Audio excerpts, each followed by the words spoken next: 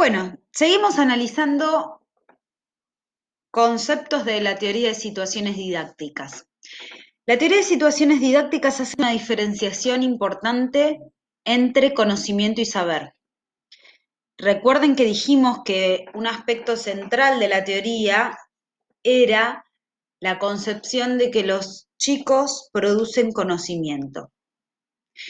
Fíjense acá la primera distinción: el conocimiento se produce en una situación particular. Es decir, se produce, por ejemplo, en una clase. Y esto es lo que van a producir los chicos. Ahora bien, una vez que esos distintos conocimientos los interpelamos, los generalizamos, los descontextualizamos y elaboramos análisis de situaciones específicas, ese conocimiento se va a ir transformando en saber. Pensemos un poco. ¿Podríamos decir que un nene o una nena que con el problema anterior de los tenedores, después de poner en común y de charlarlo en clase, pudo contar, podemos decir que ya sabe contar?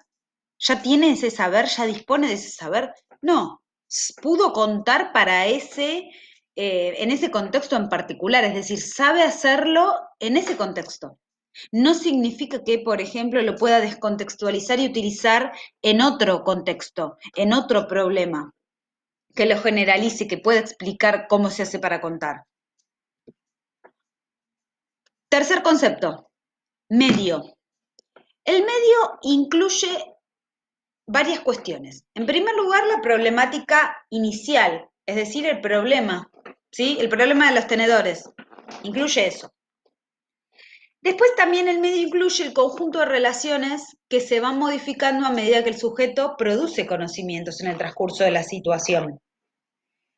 Es decir, a medida que yo voy resolviendo el problema de los tenedores y voy avanzando, para nosotros eso ni siquiera es un problema, entonces no podemos quizás ver que hay niños o niñas a los que al enfrentarse con ese problema van a ir produciendo conocimientos y van a ir modificando sus conocimientos a medida que lo pueden resolver, ¿sí? Ahora bien, este medio ofrece retroacciones, los vamos a llamar retroacciones del medio, y tienen que ver con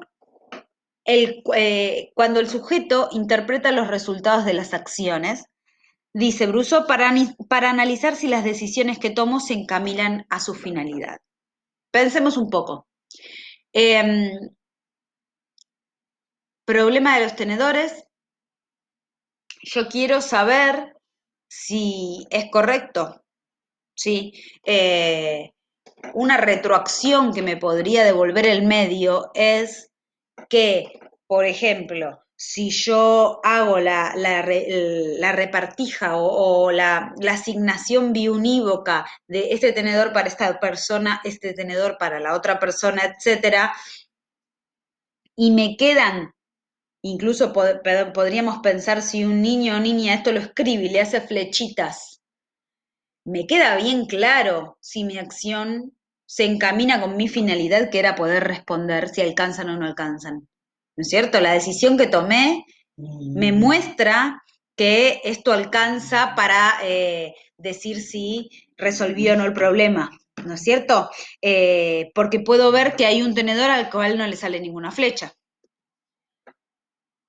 Bueno, cuarto concepto, situación didáctica. El prefijo a significa sin.